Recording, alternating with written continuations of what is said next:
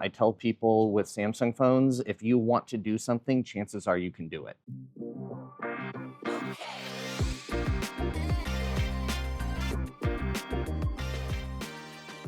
Hello, and welcome to the latest episode of Bit by Bit Leadership Conversations. And today I am coming from San Francisco, and I don't know if we can say it's the day before Unpacked, but people already guessed.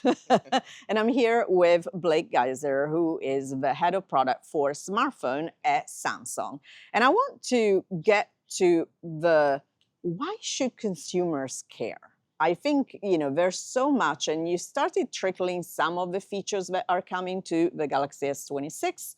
But from your perspective, 2 or 3 things that consumers should actually care when looking at judging this phone from an upgrade perspective. Yeah, with the S26, we've really brought in all these different technologies together, both software and hardware technologies. Pulling out just a couple of those, what we're really bringing a very unified experience and unique, but most importantly, useful experience to our customers when it comes to the S26 family. Some of the things that really excite me when it comes to a hardware kind of perspective is this new innovative privacy display that we have. We've enhanced the charging speeds on our batteries so people can fill up their batteries in minutes, not hours. And we're continuing to push the envelope when it comes to our cameras, both on capturing photos as well as the post-processing and editing of those photos. So you mentioned the privacy screen, and that has already got a lot of attention in the press and is one of the features that I'm most excited about. And the reason is that we've seen it before, not on mobile, we've seen it before on PC. So this is the first time that it's coming to mobile.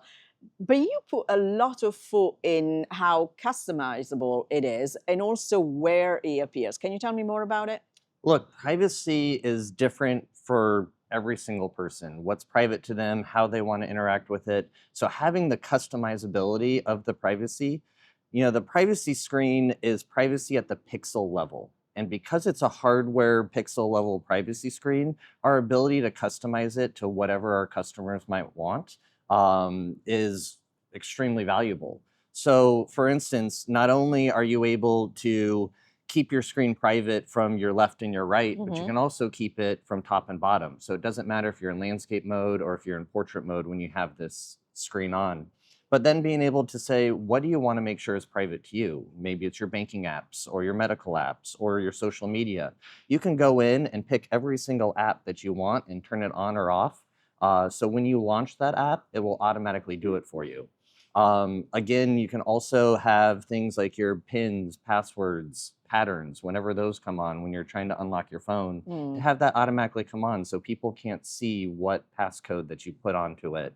And what's really cool, because it's down to that hardware level, you can have your notification bar have a privacy display to it. So even if you are sharing and watching a video with somebody and a notification pops up, they won't be able to see the content of that notification. Oh, that's awesome, because you always talk about privacy as shoulder dropping, right? So, but that's really an interesting scenario where you and I are looking over something and there's a notification that I might not want you to look at. So that's really clever. And I think speaks to your comment about driving technology with an experience in mind for the user. We're going to have to talk about AI because obviously it's 2026 and we talk about AI a lot. Again, a part of your delivery where you're being very thoughtful in not delivering AI kind of scattered across different features or apps, but really bringing AI as a way to deliver a superior experience. You're also adding perplexity to the mix. And so you have now Gemini, Bixby, and Perplexity. Talk to me about that. Before we get to the orchestration, just the thought around delivering an experience versus something that the consumer needs to go and dig and find somewhere. Well, success in AI is you wanting to do something and it just doing it for you. So not having to think about, I have to go into this AI tool to do it. but having that experience and connected tissues within the software to do things for you.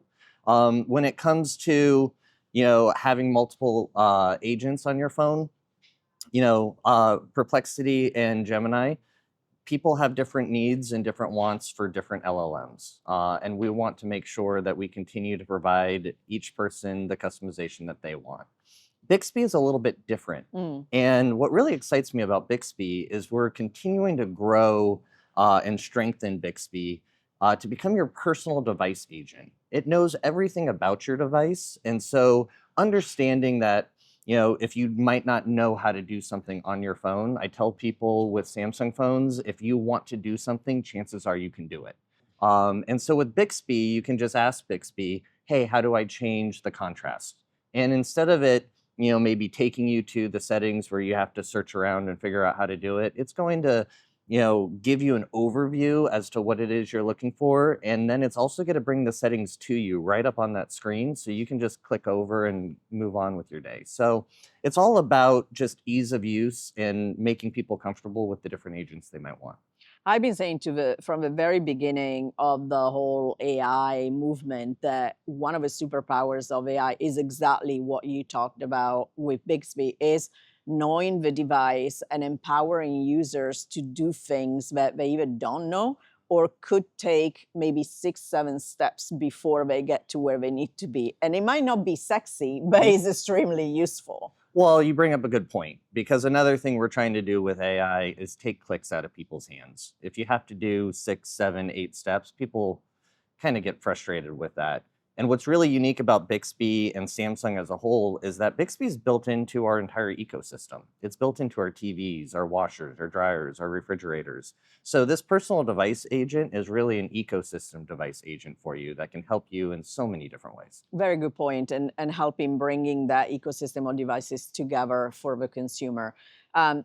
I think you mentioned, as you were talking about in your press release about Perplexity, that you're thinking about now Galaxy AI as an orchestrator. Is that how consumers should think about it too? Or they maybe don't need to think about it because the decision and how naturally the experience is going to come for them will do the talking? What I think you can see from S24, when we first launched AI onto our device, it was implemented into multiple different apps, which you had to go into and do. And then we started building it into the Android framework with S25, and we're continuing kind of that agentic aspect of AI, into S26. So from an orchestration standpoint, the goal is that people don't need to think that they're using AI. They have something they want to do, and they want to be able to seamlessly do it. And what we have found in our partnerships, not just with Google or Perplexity, but also Snapdragon, as well as our own power, is that we're able to bring multiple LLMs together to do things in a seamless action that you would normally have to jump in between multiple apps to do. Like within our photo creation, we've been known to do really good at pulling people, objects out of photos and filling in that background. That's Samsung. Now we're adding in, actual generation in where you can change the background. You can add things into a photo that seamlessly match. And you're doing all those things, and they're touching multiple LLMs, but to you, you're just creating content. That's right, and that's all that matters. I want to switch to the buds, the Galaxy Buds, because for the 4 Pro, you change the design. And I want to understand more. I like it. I really like the new design, but I'm sure there's let's not just do something Carolina's going to like, but there's actually some thoughts behind having a much thinner stem. It's quite of a departure from the previous generation. Samsung focuses dearly on our customers, and the voice of the customer is so important to us. And we take those learnings year after year to continue to evolve our product set. And so you see that when it comes to Buds 4 Pro. We changed the charging case, Yes.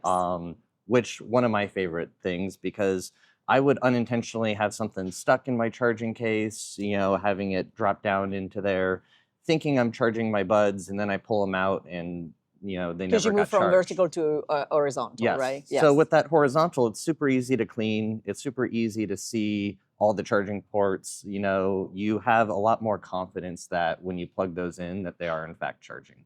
And there's nothing worse than thinking that it charged and then then just getting it before you just board or something. it has happened to me. And when it comes to the design of the buds as well, it's just continuing to evolve it to what we're hearing our customers say. And so we have a really sleek, nice metal finishes to it, which we substituted from the light blade prior to. One, it saves us battery and gives it more battery life, but two, the aesthetic looks just fantastic. Yeah, it does. So I said what my favorite things are. What is your favorite thing? Not so much what you want the consumers to, but your personal favorite across the lineup. I would have to boil it down to two. Okay. I think the privacy I'll let display, you that go is with two. 5 years in the making, and it has so many different use cases where we're actually taking, software, and we've had under the screen hardware with Knox Vault that was helping keep your information safe. But this is something you can really see, feel, touch, and appreciate. And so I think that's just such a unique thing that I would, I can't stray away from that. Yeah. But the evolution of our camera, having the bigger apertures, and then the photo assist, where you can actually start adding things into a photo, be more creative.